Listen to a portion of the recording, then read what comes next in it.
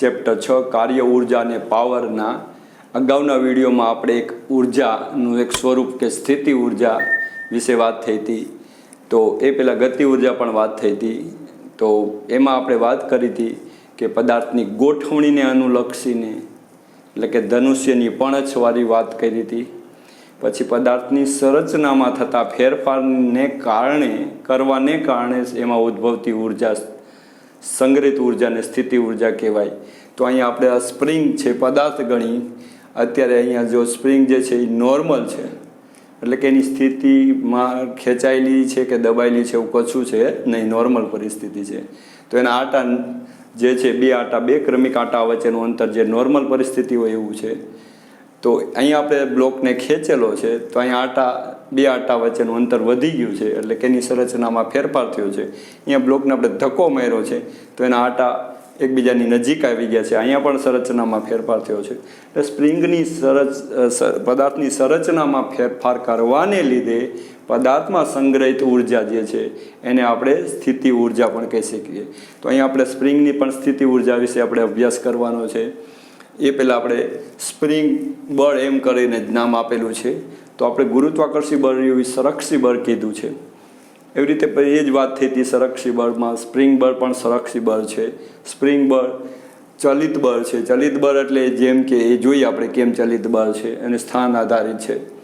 તો અહીંયા આકૃતિમાં આપણે અહીંયા આકૃતિ નામ આપી દઈએ.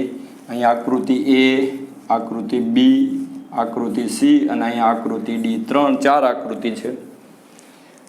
તો પહેલાં સૌપ્રથમ આકૃતિ એમાં આપણે વાત કરીએ કે આકૃતિ એમાં દર્શાવ્યા મુજબ સ્પ્રિંગના એક છેડા સાથે એમ દળનો બ્લોક જોડેલો છે અને આ બ્લોકને સમક્ષિતિજ સપાટી પર સ્થિર મૂકેલો છે. બીજો છેડો દિવાલ સાથે બરાબર ઊભી દિવાલ સાથે જોડેલો છે. એટલે સ્થિતિ એ જે છે એ સંતુલિત સ્થિતિ છે, જેમાં સ્પ્રિંગ સંકોચાયેલી નથી એટલે દબાયેલી નથી અને સ્પ્રિંગ ખેંચાયેલી પણ નથી, એટલે એની સંતુલિત સ્થિતિ છે. અને આપણે અહીંયા નીચેની જે સમક્ષિતિજ સપાટી છે એને એક્સ અક્ષ તરીકે લીધેલું છે, એટલે અહીંયા એક્ઝેક્ટ એક્સ બરાબર 0 લખી શકાય. એટલે અહીંથી આપણે વાત કરવાનું કે આ બાજુનો ધન એક્સ ગણાય અને આ બાજુનું ઋણ એક્સ ગણાય. હવે આપણે વાત કરીએ કે આ બ્લોકને જરા જમણી બાજુ ખેંચીએ બાહ્ય બળ વડે તો સ્પ્રિંગની લંબાઈમાં વધારો થશે. એટલે અહીંયા આપણે જે સ્થળાંતર આપેલું છે એ સ્થળાંતર થશે એક્સ પોઝિટિવ દિશામાં, એટલે એક્સ ગ્રેટર ધેન 0. તો સ્પ્રિંગ એને પાછું ખેંચશે, એટલે સ્પ્રિંગમાં ઉદ્ભવતું બળ એને પાછું લઈ જવા માગે છે. એટલે એ સ્પ્રિંગ બળ ઋણ એક્સ દિશામાં છે, એટલે અહીંયા એફ એટલે ફોર્સ અને એસ એટલે સ્પ્રિંગમાં ઉદ્ભવતું, એટલે એફએસ નામ આપ્યું લેસ ધેન 0, મતલબ કે ઋણ એક્સ દિશામાં છે. હવે ત્રીજી આકૃતિ સીમાં દર્શાવ્યા પ્રમાણે આપણે જોઈએ કે બ્લોકને ડાબી બાજુ સેજ ધક્કો મારવામાં આવે છે, તેથી એની સ્પ્રિંગની લંબાઈમાં ઘટાડો થાય છે. એટલે સ્પ્રિંગ એને સામે ધક્કો મારશે, એટલે સ્પ્રિંગમાં ઉદ્ભવતું બળ એફએસ ધન એક્સ દિશામાં છે અને સ્થળાંતર ઋણ એક્સ દિશામાં છે.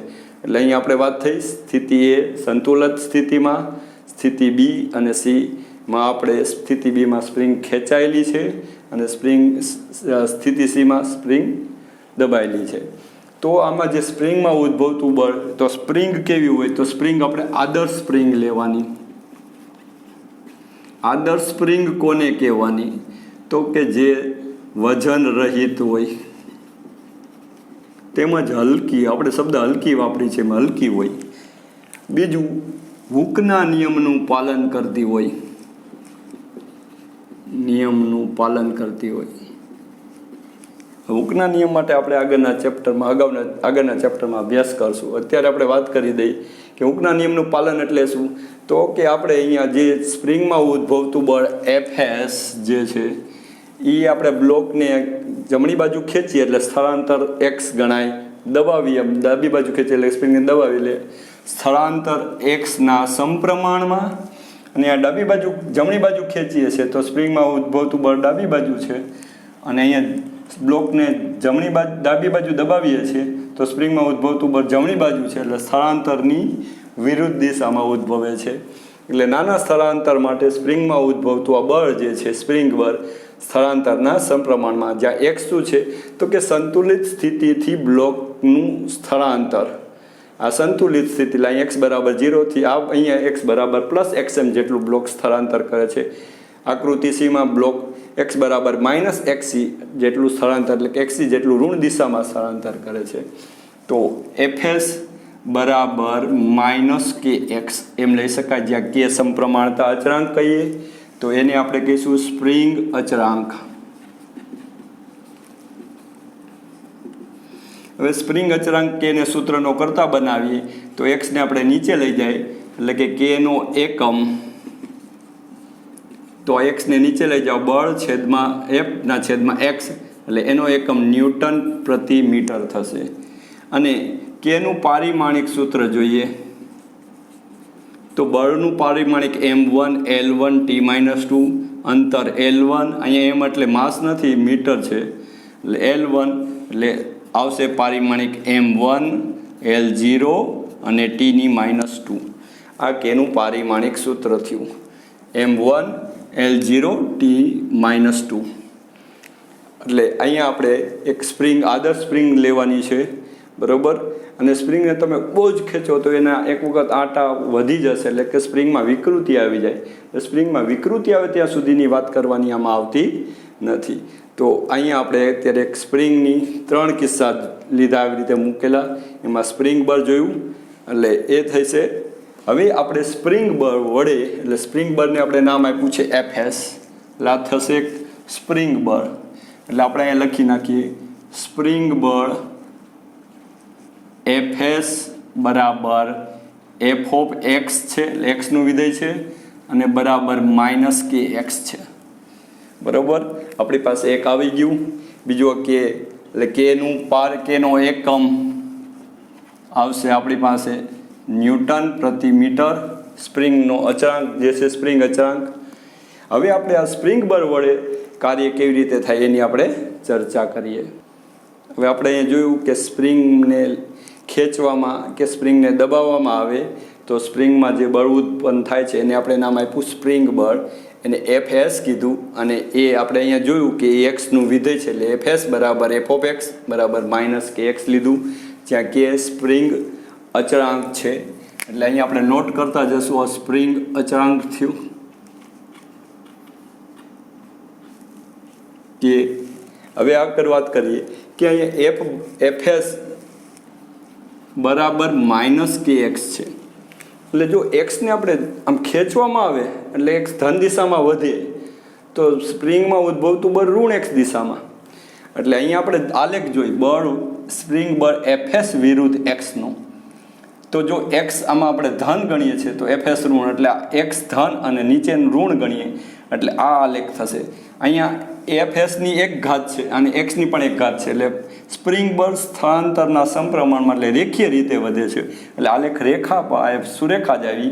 એટલે નીચેનો આલેખ જે છે જ્યારે એક્સ ધન ત્યારે fs ઋણ એટલે આ થશે, અને જ્યારે એક્સ ઋણ એટલે ઋણ ઇન્ટુ ઋણ એટલે પ્લસ થશે એટલે fs ધન એટલે એક્સ આ બાજુ બતાવ્યું છે. એટલે કે જ્યારે સ્પ્રિંગ દબાવવામાં આવે એટલે ત્યારે એ સ્થળાંતર ઋણ ગણાય અને ત્યારે બળ જે ઉત્પન્ન થાય ધન દિશામાં હોય એટલે યા લીધો. એટલે આ આલેખ સુરેખ જે છે એ સ્પ્રિંગ જ્યારે દબાવવામાં આવે ત્યારે એનો આલેખ છે. એટલે આ આલેખ થશે જે સ્પ્રિંગ બળ fs વિરુદ્ધ એક્સનો આલેખ છે. હવે આપણે સ્પ્રિંગ બળ વડે થતું કાર્ય એટલે કે ધારો કે આપણી પાસે જે બ્લોક જે છે m દળના બ્લોકને ખેંચીને બાહ્ય બળ વડે આપણે બાહ્ય બળ આપણે હાથથી આમ કરી બાહ્ય બળ લાગે એટલે જેટલું બાહ્ય બળ લગાડે એટલું સ્પ્રિંગમાં ઉત્પન્ન થાય. એટલે બ્લોકને બાહ્ય બળ વડે F વડે ખેંચીને સ્પ્રિંગની લંબાઈમાં x બરાબર xm જેટલો વધારો કરવામાં આવે છે.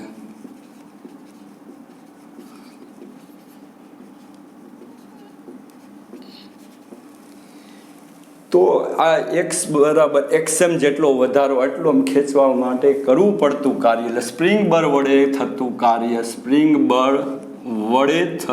કાર્ય એને આપણે નામ આપશું કાર્ય W અને S એટલે સ્પ્રિંગ માટે બરાબર f ઓફ x dx આપણે જે જોયું છે એમાં f ઓફ x ની જગ્યાએ fs મૂકી દઈશું અને સંકલનમાં તો સંતુલિત સ્થિતિ છે x બરાબર 0 ત્યાંથી સ્ટાર્ટ કરવાનું છે એટલે x બરાબર 0 અને ખેંચીને x બરાબર xm સુધી લાવવાનું છે એટલે xm થશે એટલે ws બરાબર સંકલનમાં 0 થી xm અને અહીંયા માઇનસ kx dx લઈશું એટલે ws બરાબર માઇનસ k બાર x ની એક ઘાત છે તો સંકલનમાં x ની n ઘાત dx હોય તો આપણી પાસે જવાબ છે x ની n+1 એક ઘાત વધારી દેવાની અને જે ઘાત આવે એ જ ઘાતનો અંક છેદમાં લેવાનો આ રીતે આવશે તો અહીં x ની એક ઘાત છે એટલે જવાબ આવશે x ની 2 ઘાત છેદમાં 2 અને 0 થી xm એટલે પછી ઉપલી સીમા મૂકવાની અને જે આવે જવાબ એમાં નીચલી સીમા મૂકીને બાદ કરવાનું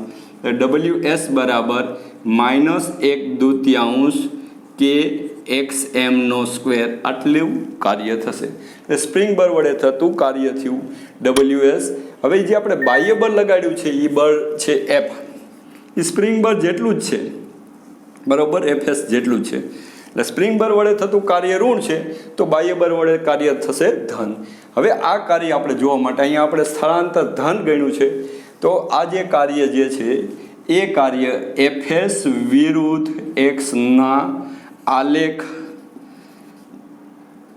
અને સ્થળાંતર અક્ષ માટે ઘેરાયેલ ક્ષેત્રફળ ઘેરાયેલ એટલે આપણે અહીંયા ઘેરાયેલ ત્રિકોણ લઈ ઘેરાયેલ ત્રિકોણ OPQ નું ક્ષેત્રફળ ક્ષેત્રફળ બરાબર કાર્ય ws થશે એટલે અહીંયા આપણે સ્પ્રિંગ બળ વડે કાર્ય થયું હવે ધારો કે આપણે બ્લોકને ડાબી બાજુ એટલે ખસેડી એટલે કે ડાબી બાજુ એટલે ઋણ x દિશામાં સ્થળાંતર આપીએ એટલે બ્લોકની લંબાઈમાં ધારો કે xc જેટલો ઘટાડો કરવામાં આવે એટલે સ્પ્રિંગની લંબાઈમાં xc જેટલો ઘટાડો કરવામાં આવે તો x એટલે કે x<0 માટે xc <0 માટે આપણે જે કાર્ય થશે એને ws કહી તો ws બરાબર -1/2 કે xc² આવશે આટલું જ આવશે અહીંયા પણ સ્પ્રિંગ બળ વડે થતું કાર્ય આ જ થશે બરોબર પરંતુ અહીંયા આપણે વાત કરીએ કે કાર્ય ઋણ x દિશામાં છે એટલે એવું નથી સ્પ્રિંગ બળ વડે તો કાર્ય વિરુદ્ધ થયું છે એટલે ઋણ આવશે બાહ્ય બળ વડે કાર્ય થશે એ ધન આવશે અહીંયા આપણે બાહ્ય બળ લગાડેલું છે એટલે બાહ્ય બળની દિશામાં બ્લોક સ્થળાંતર થાય છે એટલે એ કાર્ય ધન ગણાય એટલે આ પણ કાર્ય જોવું હોય તો એનું ક્ષેત્રફળ એટલે ws બરાબર ત્રિકોણ અહીંયા નામ આપ્યું છે ORS એટલે ORS નું ક્ષેત્રફળ થશે તો આપણે અગાઉ ચર્ચા કરી હતી કે ચલિત બળ વડે થતું કાર્ય માટે ચલિત બળ અને સ્થળાંતર x નો આલેખ અને સ્થળાંતર અક્ષ વચ્ચે ઘેરાયેલા ભાગનું ક્ષેત્રફળ કાર્ય આપે છે તો એ કન્સેપ્ટ પણ આપણે અહીંયા ઉપયોગ કરી દીધો તો અહીંયા આપણે સ્પ્રિંગ બળ વડે થતું કાર્ય જોયું સ્પ્રિંગ બળ વડે થતું કાર્ય તો કે જો સ્પ્રિંગમાં x જેટલું સંકોચન કે વિસ્તરણ કરવામાં આવે તો કરવું પડે સ્પ્રિંગ ઉપર થતું એટલે કે સ્પ્રિંગ બળ વડે થતું કાર્ય થશે ws બરાબર -1/2 કે xc² જ્યાં કે છે સ્પ્રિંગ અચળાંક છે એટલે આપણે અહીંયા સ્પ્રિંગ બળ વડે થતું કાર્ય સમજી ગયા હવે આપણે બ્લોકને x જેટલું બહારની તરફ ખેંચતા અથવા તો ડાબી બાજુ લઈ અને સ્પ્રિંગને દબાવતા એટલે કે સ્પ્રિંગની લંબાઈમાં x જેટલો ફેરફાર કરવા સ્પ્રિંગ બળ વડે થતું કાર્ય તો આપણે જોયું કે સ્પ્રિંગ બળ વડે થતું કાર્ય ws બરાબર -1/2 કે x² જ્યાં x સ્પ્રિંગની લંબાઈમાં થતો ફેરફાર એટલે x લંબાઈમાં વધારો થયો હોય તો આ કિસ્સો લંબાઈમાં ઘટાડો થયો હોય તો આ ફિગર લઈ શકાય તો હવે આપણે સ્પ્રિંગ બળ સંરક્ષી બળ છે એ આપણે જોવું છે એટલે એના માટે આપણે ફરી એક નવી અહીંયા આકૃતિ જોઈ એમાં જોઈએ કે આકૃતિ એની અંદર પહેલેથી બ્લોક xi પરિસ્થિતિમાં છે સ્થિતિમાં એટલે આપણે સંતુલન સ્થિતિમાંથી xi સ્થિતિમાં લાવેલા છીએ અને xi સ્થિતિમાંથી ફરીથી આપણે એને xf સ્થિતિમાં લઈ જવો છે તો એને માટેની વાત કરીએ તો કે xi બ્લોકને xi સ્થિતિ xi થી xf સ્થાન સુધી લઈ જતા સ્પ્રિંગ બળ વડે થતું કાર્ય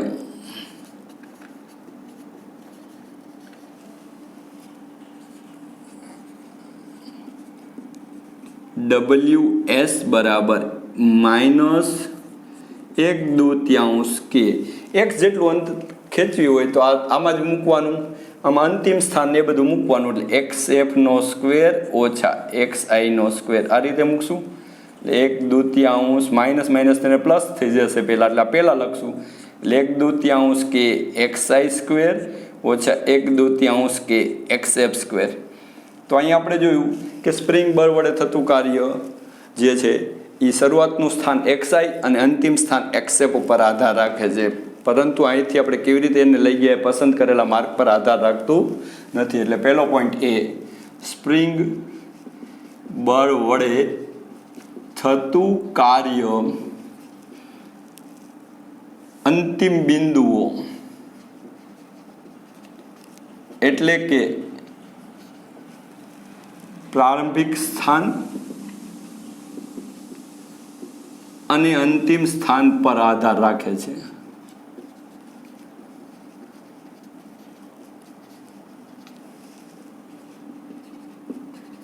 પરંતુ પસંદ કરેલા માર્ગ પર આધાર રાખતું નથી.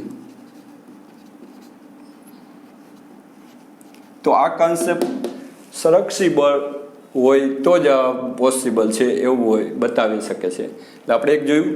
હવે આપણે સહેજ આગળ વધીએ કે બ્લોકને બાહ્ય બળ વડે XI સુધી તો આવેલો છે, XI થી XF લઈ જઈએ અને પછી XF થી એને પાછો છૂટો મૂકવામાં આવે, એટલે કે લઈ જવા દેવામાં આવે પાછો XI સુધી.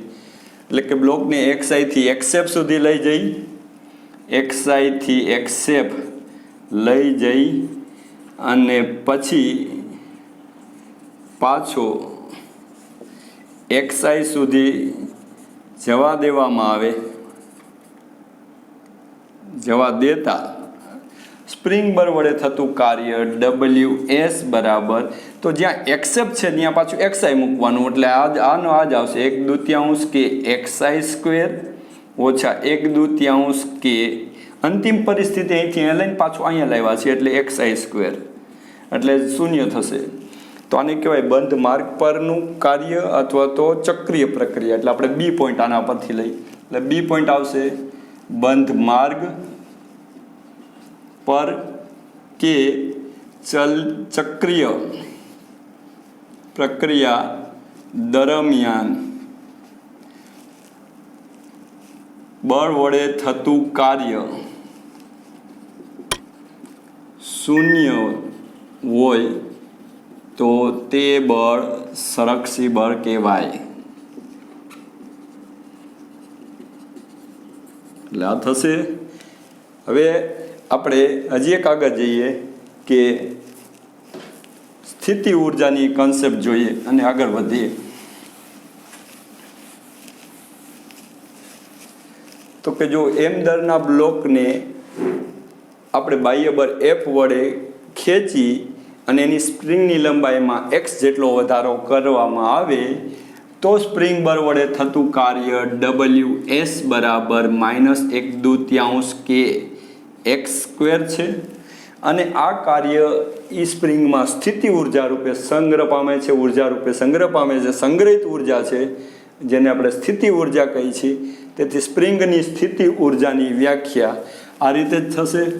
એટલે આપણે જો અહીંયા વાત કરીએ સી પહેલાં આનું કે અત્યારે બ્લોક આ સ્પ્રિંગ સંતુલિત સ્પ્રિંગ અને બ્લોક બે અને તંત્ર કહી, સ્પ્રિંગ વત્તા બ્લોક એને આપણે તંત્ર કીધું. શરૂઆતમાં તંત્ર સંતુલિત સ્થિતિમાં છે.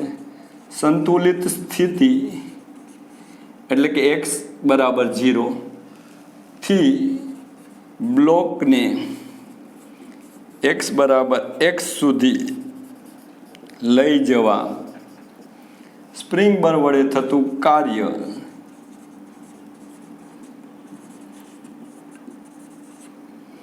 W બરાબર -1/2 કે x², અને આ કાર્ય સ્થિતિ ઉર્જા રૂપે સંગ્રહ પામે છે. તેથી તેને સ્પ્રિંગની સ્થિતિ ઉર્જા કહેવાય. તેથી સ્પ્રિંગની સ્થિતિ ઉર્જા V ઓફ x બરાબર W બરાબર 1/2 કે x². આ રીતે લેવાની, કારણ કે આપણે જોયું કે કાર્ય W બરાબર આપણે અહીંયા વાત કરી કે સ્પ્રિંગ બળ સંરક્ષી બળ છે. તેથી કાર્ય સ્થિતિ ઉર્જાના ઋણ ફેરફાર જેટલું હોય. હવે સંતુલિત સ્થિતિ છે કે જ્યાં સ્પ્રિંગ દબાયેલી નથી અને ખેંચાયેલી નથી, તો ત્યાં આપણે VI બરાબર 0 એટલે શરૂઆતની આપણે VXI બરાબર 0 લઈ અને પછી એને x જેટલું અંતર કપાવડાવી છે, આપણે ખેંચી છે, તો અંતિમ જે છે VF એ આ થશે. તો અહીં આપણે મૂકીએ માઇનસ અંતિમ ઓછા શરૂઆતનું સ્થિતિ ઉર્જા બરાબર -1/2 kx². તેથી માઇનસ માઇનસ પ્લસ થશે એટલે VF આ માઇનસ VI પ્લસ થઈ જશે અને માઇનસ VF થશે અને -1/2 kx² આવશે.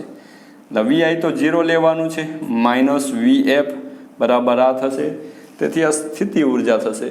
એટલે સ્થિતિ ઉર્જાની વ્યાખ્યા થઈ m દળના અથવા તો સ્પ્રિંગની લંબાઈમાં, આ લખાય સ્પ્રિંગની લંબાઈમાં x જેટલો ફેરફાર કરતા સ્પ્રિંગ બળ વડે થતું કાર્ય તેમાં ઊર્જા રૂપે સંગ્રહ પામે છે, જેને સ્પ્રિંગની સ્થિતિ ઉર્જા કહે છે, V ઓફ x કહે છે. અને એ કેટલું થશે તો કે માઇનસ માઇનસ પ્લસ થઈ 1/2 kx² આટલી થશે. એટલે આપણી પાસે સ્પ્રિંગના સંકોચન કે સ્પ્રિંગની લંબાઈમાં ફેરફાર એટલે ખેંચાણ x જેટલું કરવા માટે કરવું પડતું કાર્ય ઉર્જા રૂપે સંગ્રહ પામે છે, એને સ્પ્રિંગની સ્થિતિ ઉર્જા કહે છે. સ્પ્રિંગની સ્થિતિ ઉર્જા V ઓફ x બરાબર 1/2 kx². તો અહીંયા સ્થિતિ ઉર્જા Vx નું વિધેય છે, તો V ઓફ x આપણે અહીંયા V ઓફ x ને બદલે V લઈ, V બરાબર 1/2 kx² છે.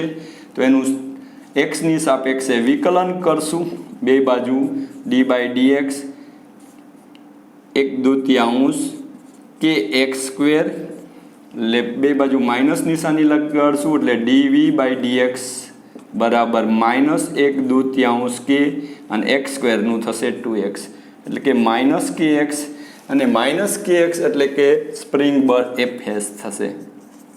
એટલે આપણે અહીંયા આવ્યું કે સ્થિતિ ઉર્જાના x ની સાપેક્ષે ઋણ વિકલિત સ્પ્રિંગ બળ આપે છે. તેથી સ્પ્રિંગ બળ સંરક્ષી બળ છે. એટલે પોઈન્ટ A, પોઈન્ટ B અને આ પોઈન્ટ C પરથી કહી શકાય કે સ્પ્રિંગ બળ સંરક્ષી બળ છે. તેથી હવે આપણે અહીંયા એક વધારાનું લખશું કે સ્પ્રિંગમાં સંગ્રહ પામતી ઉર્જા સ્થિતિ ઉર્જા એવું કરીને આ સૂત્ર લઈશું, બરાબર. પછી હવે આપણે સ્પ્રિંગ અને બ્લોક એને તંત્ર થયું, તો એ તંત્ર માટે યાંત્રિક ઉર્જા સંરક્ષણની વાત કરશું, કારણ કે સ્પ્રિંગ બળ સંરક્ષી બળ છે.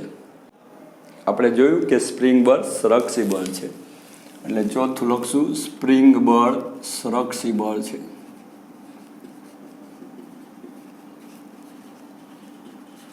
અને સ્થાન પર આધારિત છે, ચલિત બળ છે એ તો ખરું. પછી પાંચમું વાત કરી સંગ્રહ પામતી ઉર્જા એટલે સ્પ્રિંગની સ્થિતિ ઉર્જા, એને આપણે V ઓફ x કઈ બરાબર 1/2 kx² થશે, જ્યાં x સ્પ્રિંગની લંબાઈમાં થતો ફેરફાર એટલે કે x લંબાઈનો વધારો અથવા ઘટાડો. હવે આપણે સહેજ આગળ વાત કરીએ કે સ્પ્રિંગની યાંત્રિક ઉર્જાની વાત કરવાની છે. તો પહેલાં આપણે કે બ્લોક m દળના બ્લોકને સંતુલિત સ્થિતિ એટલે કે x બરાબર 0 થી x બરાબર xm સુધી ખેંચીને છોડી દેતા, m દળનો બ્લોકને xm સુધી ખેંચીને છોડ દો એટલે એ પાછો -xm સુધી જશે, એટલે x અને -xm વચ્ચે દોલન કરશે. તેથી છોડી દેતા -xm અને xm વચ્ચે દોલન કરશે. એટલે આપણે અહીંયા પથ લઈ લઈએ. ચલો અહીંયા આપણે નામ આપીએ -xm, અહીંયા -xm, અહીંયા +xm અને અહીંયા એક્ઝેક્ટ x બરાબર 0. તો દોલન કરશે. તો જ્યારે બ્લોક આ રીતે આમ દોલન કરતું હોય એટલે કે -xm અને xm વચ્ચે કોઈ બિંદુ પાસે x મૂલ્ય માટે સ્થિતિ આપણે એની વેગ બ્લોકનો વેગ v હોય તો